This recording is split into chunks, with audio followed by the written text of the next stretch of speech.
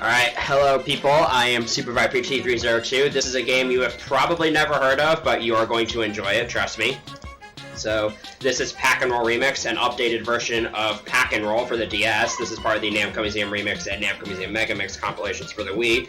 And this is a very fast-paced game with a lot to cover, so let's just go ahead and get started. 3, 2, 1, video games. So, the main movement tech in this game, aside from just rolling around, is this little boost that you have, which you get by just shaking the Wii remote. It cancels any momentum you had in the direction you were moving in, and immediately gives you a burst of speed in the direction you hold. And that obviously allows you to go fast, but you can also gain a decent amount of height when going off of inclines, and you can break boxes with it. And the main premise for most of these levels is collecting enough pack dots to open these green barriers called Galvis gates.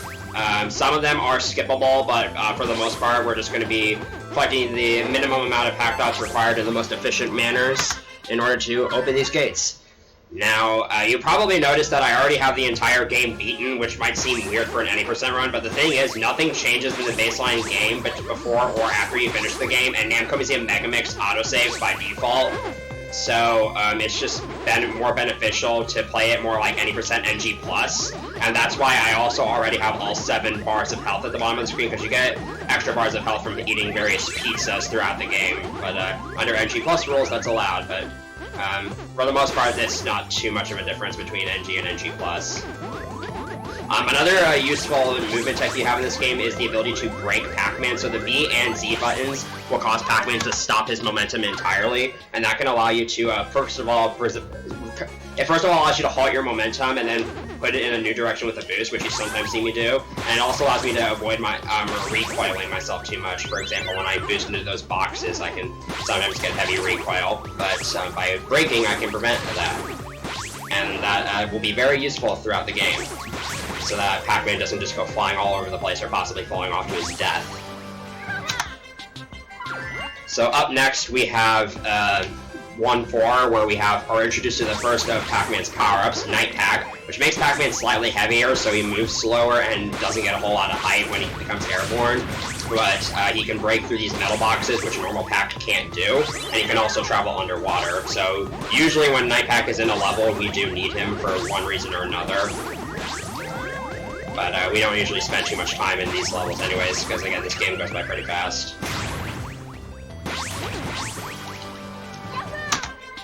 And 1-5, we're actually supposed to be introduced to the other power-up in this game, which is Light Pack, but I'm actually going to be skipping it, because normal Pack moves slightly faster on the ground, and that'll allow me to make a slightly faster platform cycle.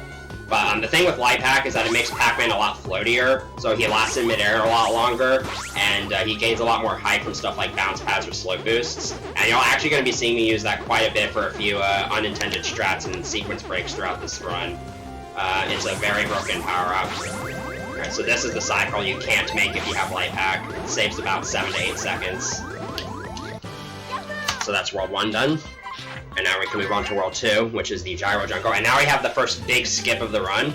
So, the Galvis gate in this level can actually be skipped entirely. First we need to grab Light Pack here, and then we can do a slow boost to get enough height to access this part of the level that's normally not accessible until the very end. Then we can use a ledge grab hop here, and with Light Pack, that gives us just enough height to get into the goal platform without opening the gate. And that saves like 35 seconds over doing the level normally. This level actually also has a gate skip, but it is currently task only, and I'll explain why in a little bit. There are some other smaller skips you can do in this level. Like right here, you can use these bounce pads to get up to this higher level early, and I'll be doing that again here in a little bit. So the basic premise with this level is that after you open the gate, there's a Light Pack card that you need in order to make it past the final bounce pads of the level, and with task, it is barely possible to skip getting the Light Pack card and skip having to open the gate, but the setup is currently not possible for humans. So we just take that small time loss, because I'm not pre-programmed inputs into emulator. But this level is hilarious because the goal platform is actually right behind where you start. So you're unable to skip to it in any way, which is really frustrating, because you can actually do the skip in the DS version of the game, but not in this version. And the skip would save over a minute if it were possible, but unfortunately I do have to play through the entirety of this level, which makes it which is a little bit interesting because this level is pretty heavily movement-based. There's a lot of tiny optimizations you can do in terms of routing, but you do have to collect a lot of pack dots, so the routing can be kind of annoying. So most of the routing for some of these stages is just going to be going as little out of my way as possible to collect pack dots, and then also having to do the minimal amount of backtracking. So like right there, I just went out of my way as little bit as possible, and I didn't have to go backwards in order to get any pack dots. So now here's the bowl, where I'm just going to be collecting all the pack dots on the outer layers and then moving inwards after I'm done with one layer. And we actually didn't used to think there was a consistent way to get out of here, but if you just remember where that power pallet is and then go just a little bit to the right of it, you'll always find your way out.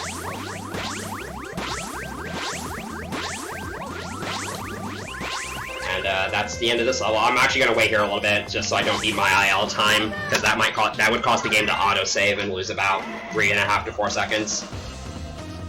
So this is the first boss fight against Galvez, who's the antagonist of the original Pack and Roll. There's no story mode for this game, but just assume the same thing. These fights all work the same. You just have to eat 3 power pellets to make Galvez vulnerable, and then you can eat him, and you just have to do this a total of 3 times. And the power pellets are always in the same spots, so I just know where they're going to be ahead of time, so it's just a matter of getting to them quickly. I do wait on the 3rd power pellet in this fight, though, just so that I don't have to chase him down, because that could potentially lose time. And I grabbed Night Pack there so I could get that metal box out of the way, and also so I can grab this underwater power pellet a little bit easier. And the slower speed isn't going to matter, because I have to wait for Galvez at the end anyways. So right here. Alright, that was really good. So now it's time for World 3. So this is where the category definitely starts to pick up in terms of difficulty. So in this first level, this is a pretty reset-heavy level, because first of all, I need to make a platform cycle 40 seconds into the level. That doesn't require necessarily perfect play, but really good play, and I also cannot miss a single pack dot in this route. This route is extremely tight. So, and ghost movement is completely RNG, so sometimes the ghosts here can just be in really, really bad spots and prevent you from getting the pack dots that you need in time. And if I miss too many pack dots in this route, I'll just have to sacrifice about 5 seconds, but missing a cycle is like 10 seconds. And there's some pretty big mistakes that can happen in the second half of this level, so hopefully that doesn't happen. But so far, so good. So I should be on pace to make the cycle. I'm gonna grab Light Pack here. So I need to get on this car in order to get to these platforms, but now I can skip the car for the rest of the stage by just doing these ledge grab hops between the platforms. There is one platform I have to skip though, and because of that, I have to go over here, and now I can do these slope boosts to get to these final 2 platforms, and I'll have exactly enough pack dots to open this final gate. Alright, that was a really good level. That's really hard, and I reset a lot of runs there, so that was really good. So 3-2, there's actually a variety of different ways you can go about the beginning of the stage, and they're all roughly the same speed. First of all, this section is terrible, because half the time you don't get airborne when you try to boost there, then you just run right into a ghost and lose time. So I'm grabbing Night Pack here because I'm going to need to grab some underwater pack dots in order to open the gate. And there's a normal pack card coming up that you can actually inch past by, and then you could skip having to eat a ghost in the next section. But I'm actually not going to do that because normal pack just moves so much faster that's actually worth it to go ahead and grab that Night Pack card. And since this ghost moves in a cycle, I can pretty much predict that he's going to be in the same place at around the same time in the level, so I can predict that he's going to be right there during this period of time, and then just eat him. Now we just got to get the remaining pack dots here, and we'll have enough.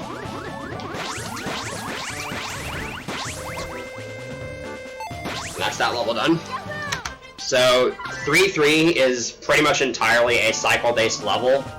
There's not really much to this level, and the cycles are pretty lenient for the most part as long as you have pretty decent movement. Pac-Man can be pretty hard to control in this game, but if you have pretty good control of Pac-Man, then most of the cycles here are free. You get roughly the same time here every time you play this level. You could theoretically make a faster cycle than this. The TAS makes this beats this level like 2 cycles faster, but again, I am not a robot, so we're just not going to do that. And this section is just about minimizing the amount of time I spend waiting on these platforms, so I only grabbed 3 pack dots there. I have 1 spare pack dot for these first 2 sections, but fortunately, you have a decent amount of leeway with your movement.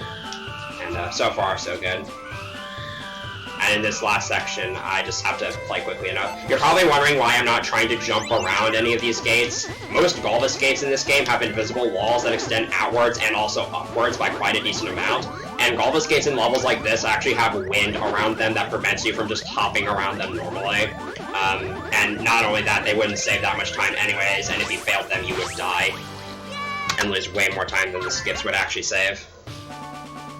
So 3-4 is a bit of an interesting level because I want to be really picky about not missing pack dots, because that will be important for the end of this level. If I happen to miss a pack dot though, you probably won't go back for it because it's usually not worth the time spent in order to do that. Again, Ghost Movement is completely RNG, so I have no idea where those two ghosts are going to be, so I just kind of have to wing it every time. So that's this first section done.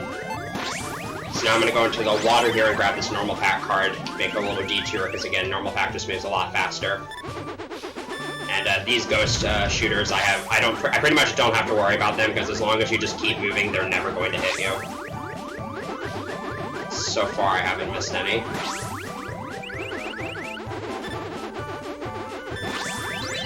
Alright, so we're coming up on an unskippable auto-scroller. We can't skip the last gate of this level, so we need to collect enough pack dots from this roller coaster ride in order to actually unlock that gate. But the reason why I want to preserve as many pack dots as possible is because I'm actually going to Death Abuse once I reach 80 pack dots, and I will respawn back at the checkpoint with the pack dots still in reserve. So that'll save me a little bit of time. And basically, the fewer pack dots you miss, the earlier you can die, and therefore the more time you can save. And since I haven't missed any, that means I can die as early as possible. So right there. And the game's gonna autosave after I beat the level because my life count changes, but the autosave, again, is only like 4 seconds, so it doesn't outdo the time save you get from the Death Abuse. Alright, so now we're up to what I would consider the scariest boss fight in the run. It's super easy to get knocked off in this fight, especially with if you're trying to move really, really fast. And if you die in a boss fight, you have to redo the entire fight, which usually loses a huge amount of time. And this second phase is probably the hardest phase, because you have to react really quickly here. That was, like, perfect.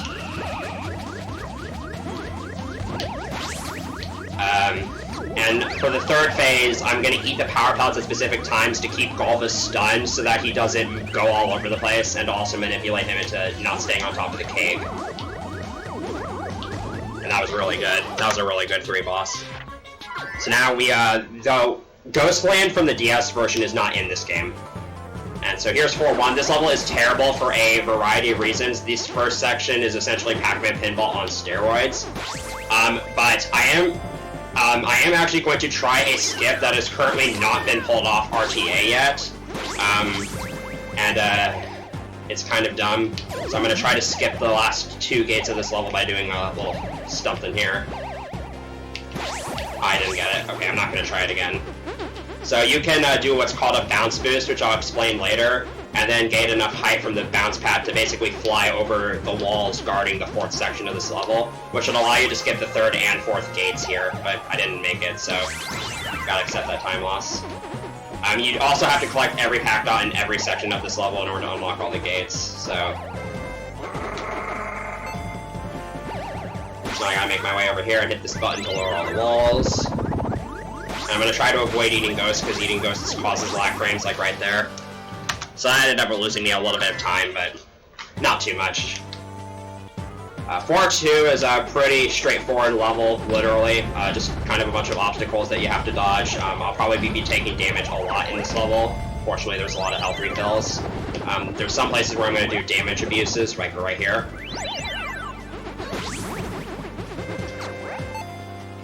Here I'm going to grab Light Pack to skip some of these bounce platforms. Using Light Pack and various geometry abuse, you can actually skip the last 2 gates in this level as well, but once again, that's currently TAS only. And it probably won't ever be integrated into RTA because the skips save almost no time.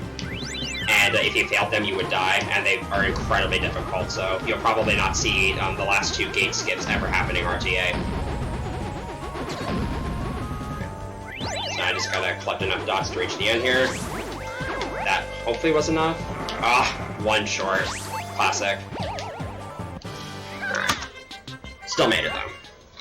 Alright, so 4-3, there's a cycle I have to make at the start, but doing these boosts at the start makes it extremely lenient.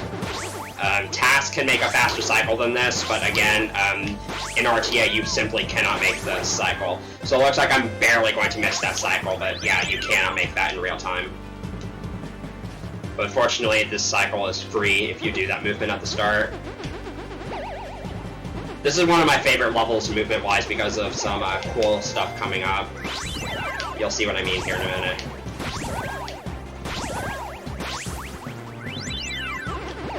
Getting that recoil off there to conserve your momentum, and then I can just boost off to the second bounce pad. Saves a little bit of time. Alright, that was a really good 4-3. Again, one of my favorite levels in the run. And now we're getting to one of my least favorite levels in the run, which is 4-4. So this level is essentially a minute and 15 seconds of just boosting down a long downwards path. You can't skip from higher sections to lower sections of the level because Pac-Man dies when he falls too far without being above valid flooring. We don't quite understand how the mechanics behind it work, but basically the distances in this level are just too large for Pac-Man to fall and skip sections of the level. You will be seeing some falling skips later in the run though. Another thing to point out is that it's super easy to die in this level, because if you hold the slightest wrong angles while boosting, you'll just boost off in a random direction and fall. And the geometry of this level can sometimes just cause Pac-Man to go veering off for no reason. And since checkpoints in this level are extremely sparse, dying usually costs a lot of time and kills PvP-paced runs. That's the last checkpoint of the level, by the way, and there's still 30 seconds of level after that, so that just goes to show how amazing checkpoint placement is in this level. So since I'm coming up on 4-5, I want to talk about a trick coming up in the next level called bounce boosting. You saw me attempt it for a trick in 4-1. If you boost at the same time you're grounded on a bounce pad or lava, which is essentially just a bounce pad that damages Pac-Man, then you will actually enter the boost state and maintain horizontal momentum. And I'm going to be abusing that a lot in 4-5 for some pretty cool sequence breaks and stuff. But first I have to actually make it through the gate. And as far as we know, it's frame perfect in 60 FPS, because you have to boost on the first possible frame you're grounded. And it is also motion control dependent, so really fun when you're in this level on world record pace. And it just decides to not work. But that was a really good first section. I haven't found a consistent way to do that section any faster. Yeah, here we can use a bounce boosting to skip over a bunch of these bounce pad platforms. That was really solid. And I can use a lot of lava boosting here to skip some of these falling towers. There we go. Come on. Alright, that was kind of bad. So, I do want to be keeping track of my health in this level for obvious reasons. So, hopefully this next set of bounce boosts goes really well. There we go. That was really good. Alright, so I believe this is the... Okay, save that. I believe this is the second fastest platform cycle for RTA, and I just cannot believe I just did that. So if I have 3 health here, I would be able to skip all of these bounce pad platforms, but instead I'm just going to have to do that. It's a little bit slower, but at least I didn't die. Alright, so for boss, there's usually quite a bit of RNG in this fight because Galvas can rotate the platform a bunch of different ways, but you can mitigate most of that RNG in the first phase by just slow boosting the various power pellets. And here I'm going to try to mitigate some RNG by slow boosting to this bottom left power pellet. Got it. So that does 2 things. 1, it allows me to end this second phase a lot sooner, and 2, it keeps this platform from stabilizing all the way by the time phase 3 starts, which means hopefully I can get this third phase to go by a lot quicker.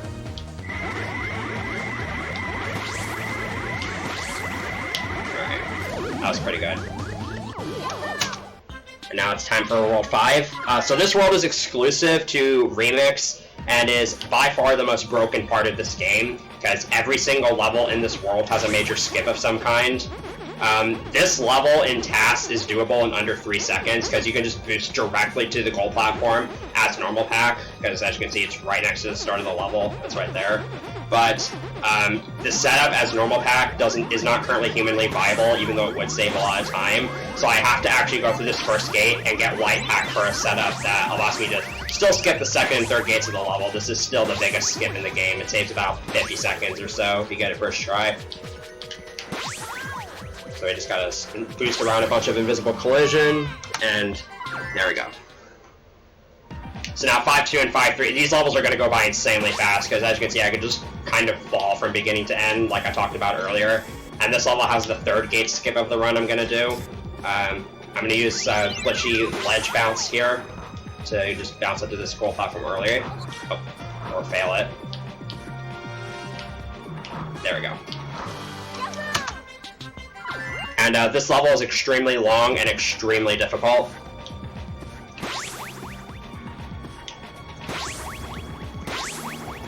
Easy. Alright. And 5-4 actually has the gate skip that is done in world record runs, but for the safety of the marathon, I'm not going to bother attempting it, just because it only saves 10 seconds.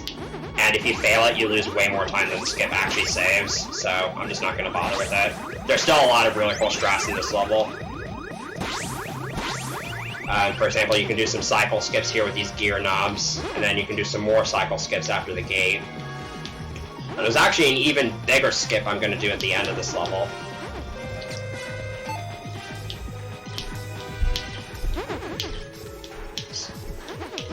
So there's a lot of cycle-dependent stuff in this level, but if you play this level the same way every time, they'll be in the same spots every time. And I have a couple timer cues for stuff that happens later in the level, such as this hammer.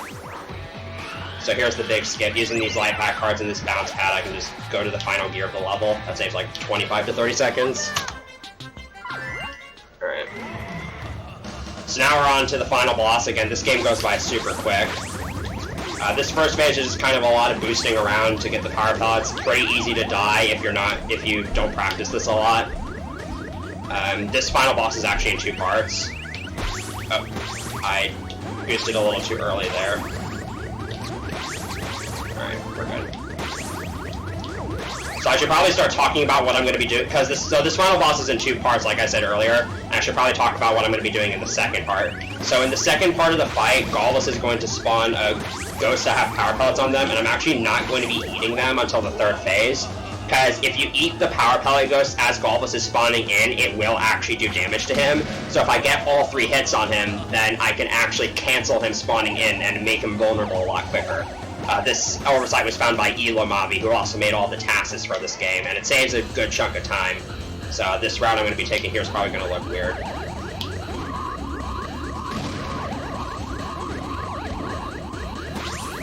Which means the end of this run is going to go by pretty fast. By the way, if you ever want to get into learning this game, you should join the Pac-Man speedrunning Discord, or just talk to me. I have a bunch of resources you could use to get into this game. Just promise me you'll finish a run and get a time on the leaderboards. And time is coming up, because it's just boom, boom, oh, boom, boom, and oh, nope, time.